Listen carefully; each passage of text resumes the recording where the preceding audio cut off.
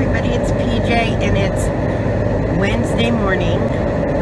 In looking on all of the comments and how many views I've gotten on what video, it seems like the spells and the astral projection are the two that you guys like most.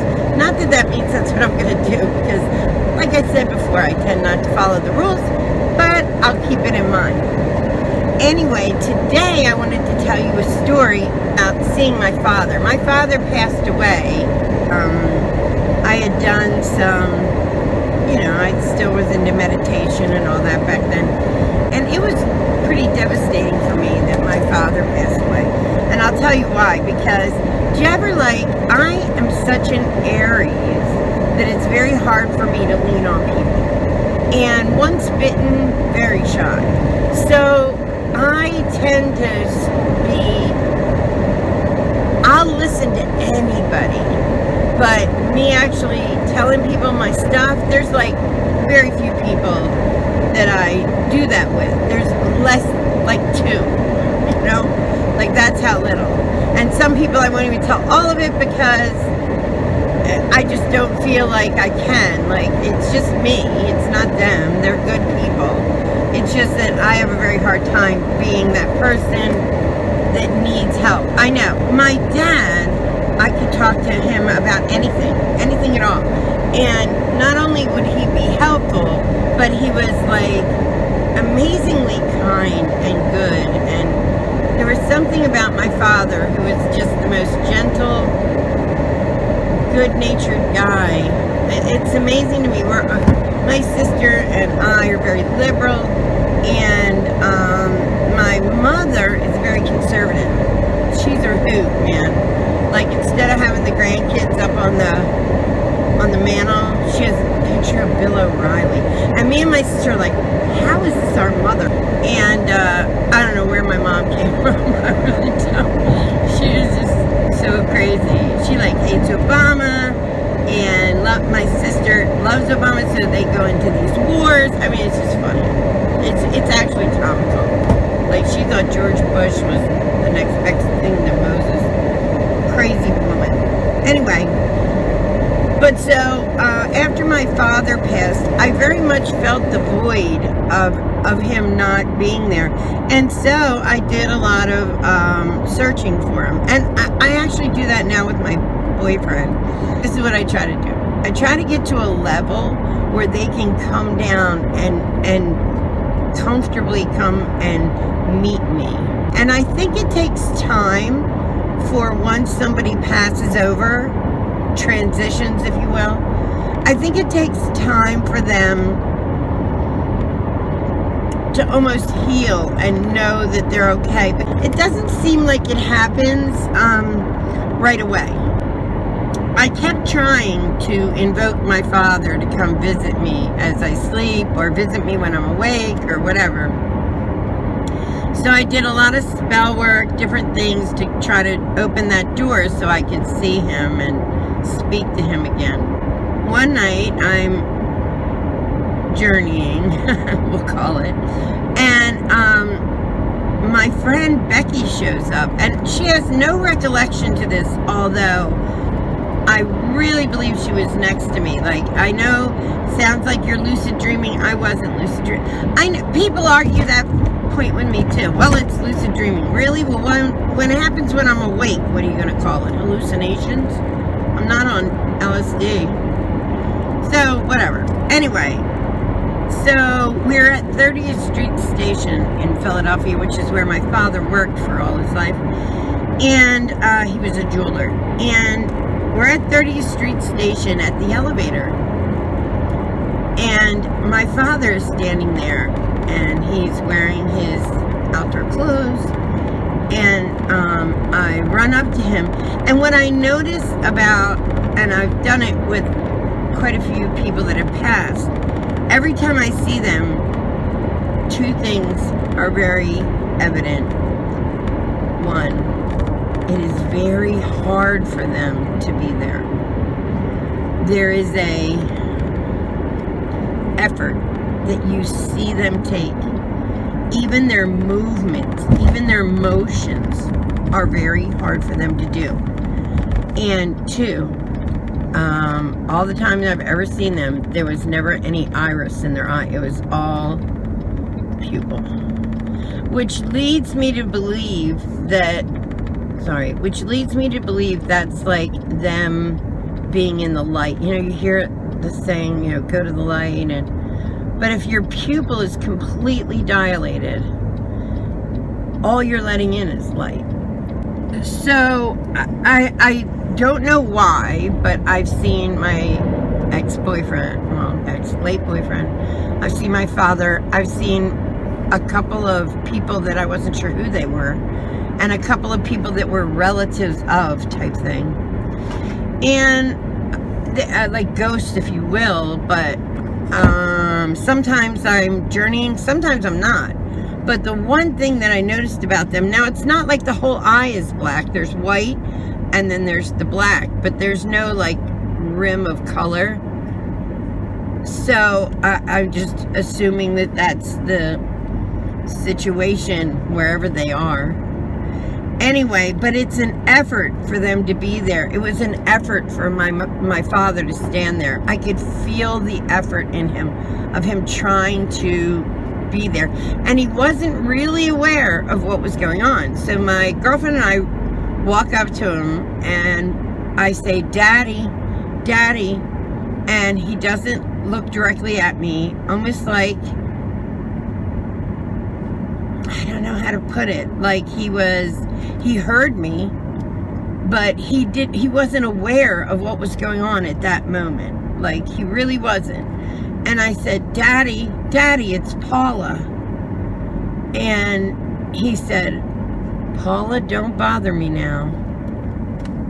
And I said, Daddy, it's Paula. Say goodbye to me. Say something to me. And I was obviously upset.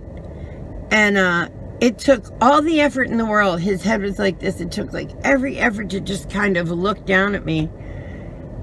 And he said, I have to go. I have to go. You have to let me go. And then his head like went right back up. And he was looking at like the elevator, because we're standing at the elevator doors. And I said, I love you, Daddy. I love you, Daddy. And it was almost like he was already stepping away from me. And I was crying. And Becky, my friend Becky, was just like rubbing my arm. And I was like, he couldn't hear me. And she said, yes, he did. He could hear you. He's somewhere else, Paula. This is the best he could do. And that's the truth. And I recently have seen, and I hope I don't upset his kids, but I've recently had an incident with my late boyfriend, Jeff. And similarly, it was an effort for him to see me. It was an effort.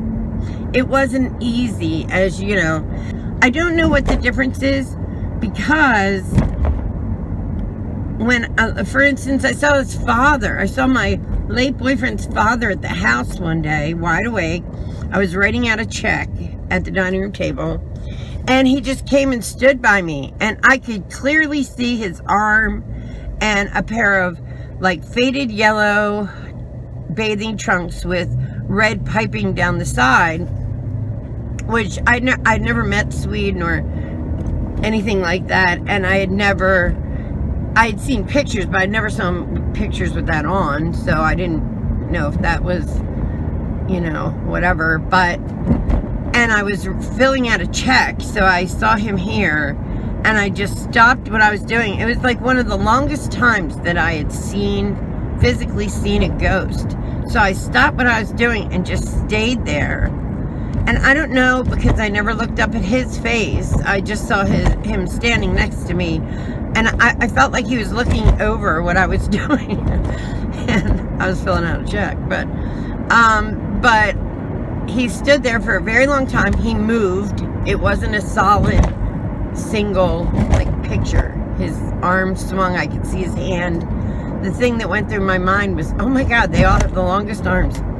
They really do. And so that was wide awake. I mean, that wasn't dreaming.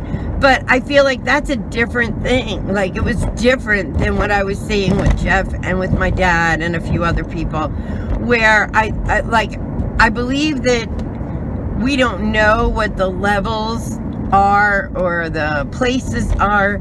I believe that some things happen that are maybe a loop in time that keeps replaying. When people say, well, I see her walk, and I see this woman in 1800s clothes, and she walks by the steps, the same thing. It almost feels like a loop to me if there's no interaction. But I think when there's an interaction with someone who has passed, it's as tough for them to get to us as it is for us to get to them. Or at least in my view, like in what I've experienced. So, with my father, I never have seen him again, although I have heard him whisper to me at night. I love that. I'll be falling asleep and I'll hear him whisper in my ear, Paula. It's lovely. I love that stuff. That comforts me to know there's something else out there. There's a whole other world, and I don't quite get exactly what's going on, but I almost feel like what I noticed is it's almost like, you ever hear people like, and their father or mother show up in their room and they tell them something or whatever. That always seems to be like 2 years after death, and I wonder if there's like a healing almost right after death. I know that, you know, if you listen to the Bible or whatever, it says like, you know, the minute you die, you're better, you know, there's no more pain, there's no more this. But I wonder what time's like over there, and if the realization that you are, you know, different takes time. And at any rate, the times that I've seen somebody who's just passed, or saw them through astral projection, the few times that has happened, and it has been a few times, it was always an effort on their part. It was not easy. It was not like, oh, the ghost stands in your room and it's like, it was hard for them, and you can feel the effort. That's my story for the day, and it's ghosts. Woo. And I love when ghosts come, and different ghosts come to see me. I know, I'm strange.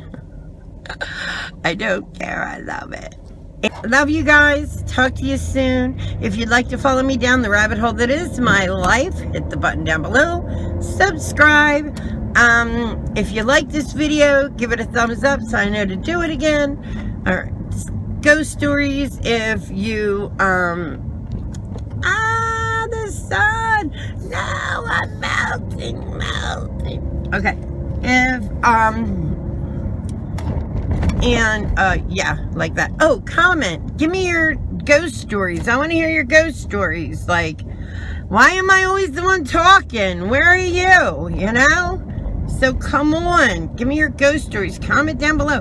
Type me a little thing. I want a story. I want to read stuff. I want to talk to you guys. So talk back. Come on. Be a human. I'm kidding. But I'd love to hear your ghost stories. Alright guys, I love you all. Have a great, blessed day. Blessed be, guys. Bye-bye.